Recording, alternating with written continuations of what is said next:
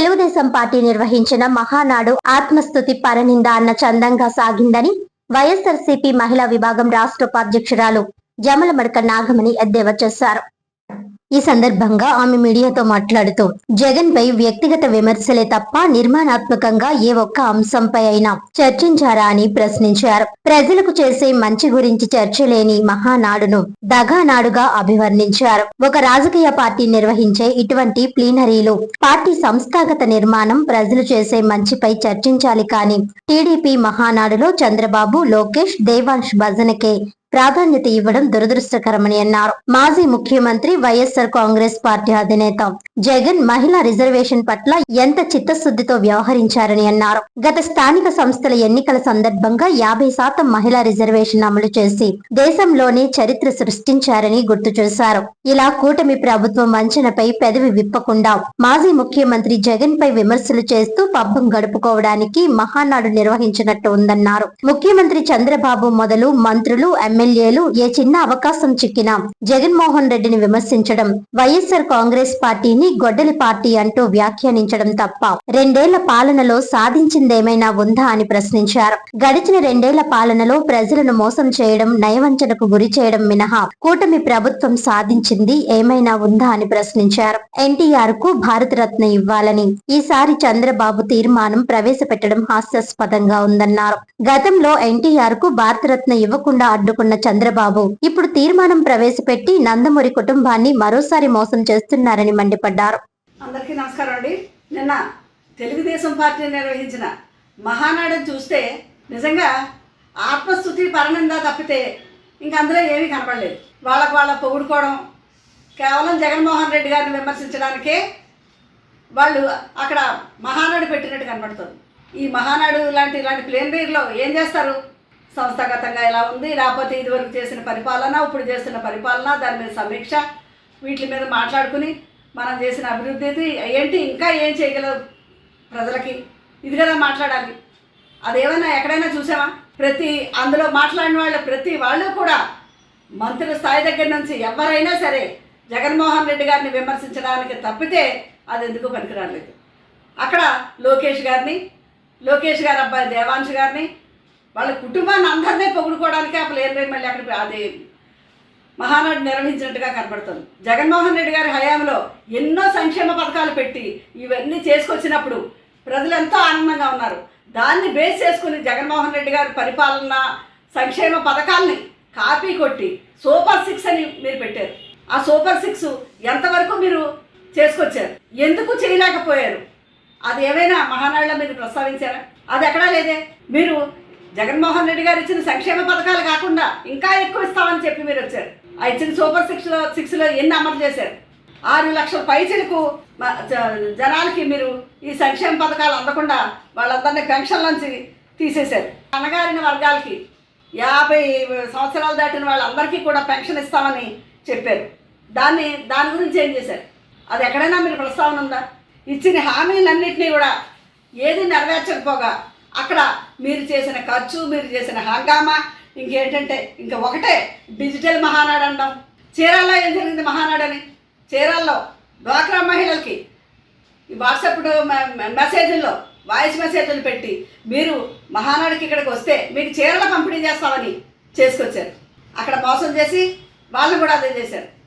ప్రతిదీ ఆశ పెట్టి రప్పించి మీ పబ్బం గడుపుకోవాలని చూస్తున్నారు. ఇంకా అన్నిటికంటే గౌరవం డిఎస్సి, మీరు నిర్వహించిన డిఎస్సి, దానికి ఒక జవాబుదారీతనం లేదు. మీరు పాస్ అయ్యి వాళ్ళకి ర్యాంకులు వచ్చిన వాళ్ళంటే వచ్చినట్టు మీకు నచ్చిన వాళ్ళు, మీకు నచ్చిన నాయకులు, లేకపోతే మీ నాయకులు వసూలు చేసుకుని డబ్బులు తీసుకుని ఇచ్చిన ఉద్యోగాలే కనపడుతున్నాయి. అక్కడ మొన్న అక్కడ ఫేస్బుక్లో కూడా చూసాం, 15 లక్షలకి ఫోన్ సంభాషణ వింటున్నాం ఈ డిఎస్సి అభ్యర్థులకు ఉద్యోగాలు, ఉపాధ్యాయులకు ఇవ్వడానికి.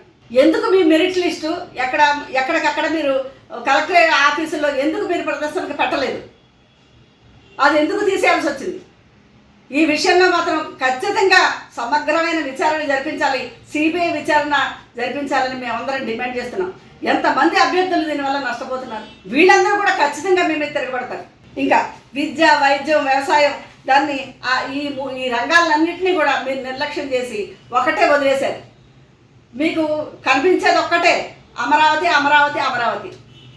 వీటి కోసమే ఎన్ని అప్పులైనా చేస్తున్నారు, ఎన్నైనా చేస్తున్నారు, మీరు జలసాలకు చేస్తున్నారు.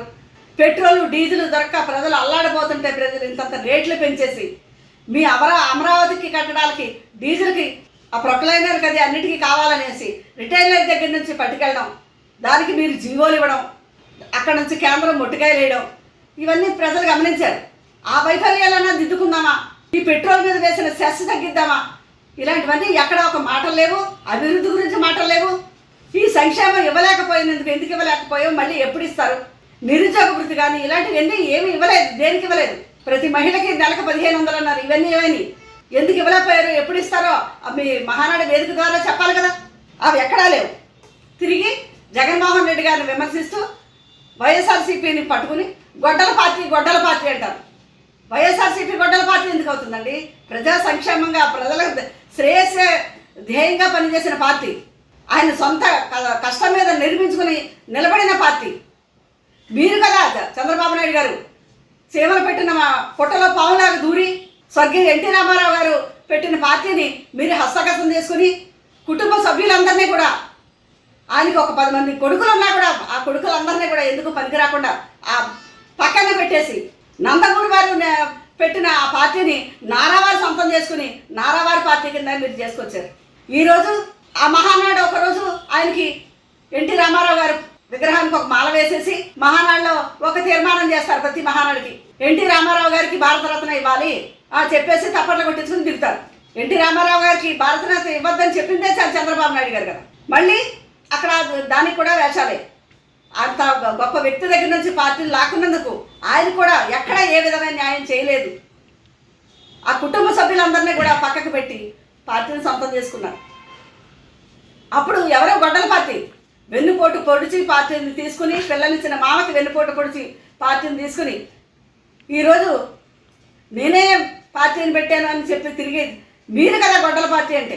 ఇలాంటివన్నీ ఇప్పుడు ఇంకొకసారి కూడా మేము చెప్తున్నామండి, గొడ్డల పార్టీ అంటే అది మీకే చెందుతుంది. ఆ పేటెంట్ మీదే, గొడ్డల పార్టీ, వెన్నుపోటు పార్టీ. మహానాడు లాంటివి ఇలాంటివి పెట్టినప్పుడు సంక్షేమం కోసం, ప్రజల పాలన కోసం మాట్లాడండి, అంతేగాని ఎప్పటికీ మీకు దొరికేది ఒకటే, జగన్మోహన్ రెడ్డి గారు అంటే మీకు భయం. దానికోసమే మీరు ఏదో విధంగా విమర్శలు చేస్తూ, అది ఏ వేదికైనా సరే, ఆయన అడిగిన క్వశ్చన్లకి నిజంగా మీ దగ్గర ఎప్పుడూ ఆన్సర్ ఉండదు.